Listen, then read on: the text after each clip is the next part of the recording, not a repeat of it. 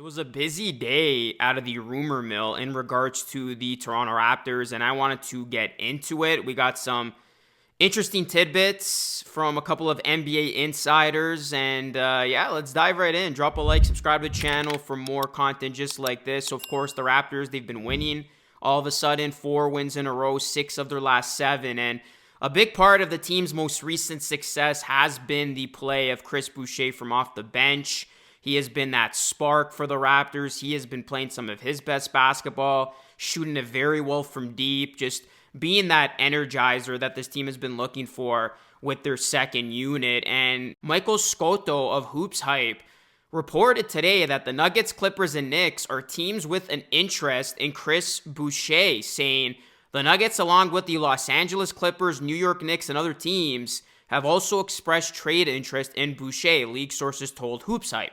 The 32-year-old forward is in the final year of his contract with $10.8 million and has averaged 10.7 points in only 17.5 minutes while shooting 37% from 3. Boucher is having himself quite the January, and it all stems from that game he had against the Knicks in garbage time that has ignited this stretch of impressive play from him. So, no surprise that teams are starting to register interest when it comes to Chris Boucher. I mean, his size, his shooting ability could help contenders. And let's take a look at the teams that are reportedly linked to Boucher.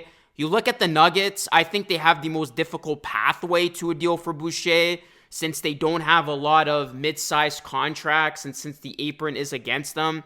Their only way to a deal for Boucher is they would have to include Zeke Nnaji, but he's on a multi-year deal, so I don't think the Raptors would want to take him for multiple years. So for the Nuggets to sweeten that pot, they would have to potentially part ways with a first-round pick to get the Raptors to bite at a deal, it seems. The other team linked to Boucher, the New York Knicks, they could involve Mitchell Robinson. He's owed nearly $13 million, though, next season, and he would be a nice center depth piece behind Jakob Poeltl, but with Robinson, for as good as he is, his injury history is a concern. He is a very injury-prone player, so there would probably be reluctancy there from the Raptors' end when it comes to making a trade for Robinson. And the last team linked to Boucher here in this report, the Clippers.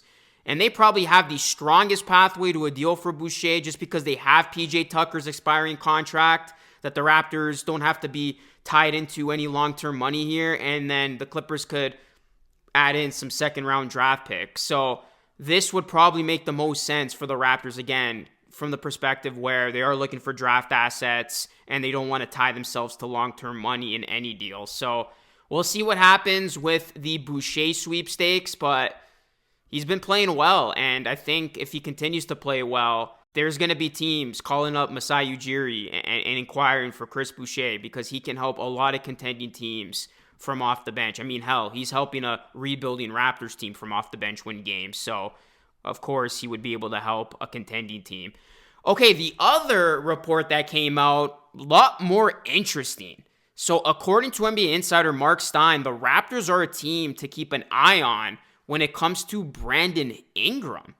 Stein saying, I'm told Toronto has emerged as a team to watch when it comes to Ingram. It remains to be seen whether the Raptors become more than that where Ingram is concerned, but the mere suggestion of potential Raptors interest is the most significant development in weeks when it comes to the New Orleans forward who earned his lone All-Star berth during the 2019-2020 season, interrupted by the COVID pandemic. Now, what is significant about this is the timing of it. Because if you guys remember, Michael Grange of Sportsnet reported last week that the Raptors are looking for a significant piece to pair with Scottie Barnes. So I find it funny how this popped up today of maybe that significant piece being BI. And you look at Ingram, he's in the final year of his contract, earning $36 million, and then he's going to hit unrestricted free agency this summer, so it's not ideal to trade for a guy who could go for nothing.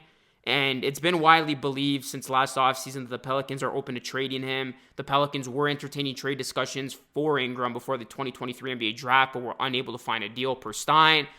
When you look at it, though, from the Raptors' perspective, I mean, maybe Masai Ujiri is interested in speeding up this rebuilding process, and he wants to be competitive as soon as possible. But, again, it just doesn't make a lot of sense for a team this early into their rebuild to strike a deal for a win-now star. And for the Raptors to make a deal for Ingram work, they would have to include RJ Barrett or compile a package of multiple expiring contracts like Bruce Brown and Boucher to make the money work, along with draft capital. And that's the part I don't like. I mean, the Raptors, they don't want to be parting ways with future draft capital, especially when they have the, Pacers 2026 first round pick. You don't want to start dabbling that in trades for a player that, sure, he'll help you win some games now, but you can't lose sight of the long-term picture of this team. It's a slow-moving process, and I don't think, Brandon Ingram moves the needle significantly for this team long-term. So it's still interesting nonetheless. I mean, the Raptors have been widely considered to be a seller at this upcoming trade deadline, but with Masai, you never know. Maybe they pivot last second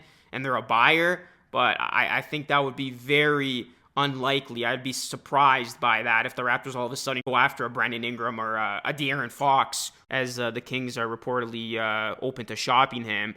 But again, it is worth noting that the Raptors, they could be busy at the deadline. This is a team that they have positioned themselves nicely where they can be a facilitator in a multi-team deal for Butler, and they can get rewarded that way with draft compensation. So with the trade deadline looming, things are certainly heating up with these rumors. And I think at this point, one way or another, the Raptors are probably going to get involved at the deadline, whether it's trading a guy like Boucher, getting involved in a larger Jimmy Butler trade. And I think the unlikeliest scenario here is going after a win-now player like a De'Aaron Fox or Brandon Ingram. I think it's just speculation at this point, but nonetheless, it is interesting. I mean, this is a Raptors team that they are pretty much in the middle as of now of you don't know what they're going to do. We all thought they were destined for the bottom of the lottery, but now that they're winning, could that change their approach? Are they going to part ways with some pieces that they were rumored to part ways with at the deadline? So a lot of stuff is going to play out here in the next week, because the trade deadline is next Thursday. I did not realize that the trade deadline is literally right around the corner. But in terms of these rumors, I think the Brandon Ingram stuff is very unlikely, but the Boucher stuff, I think there's a lot of stuff there. I think those teams linked to Boucher make a ton of sense. I think more teams are going to get involved in the Boucher sweepstakes, and I think there's a very strong chance the Raptors trade him, especially with Boucher being on that expiring deal. They were looking to trade him last deadline, couldn't get a deal done. This deadline, his value's at its highest. That's when you strike a trade on a player. So we'll see what happens with that. But guys, let me know your thoughts. These recent rumors coming out of Raptors land. Drop a like on the video, subscribe to the channel if you're new. That is it for me. It's Luke signing off. Thanks so much for watching. I will catch you all again in the next one.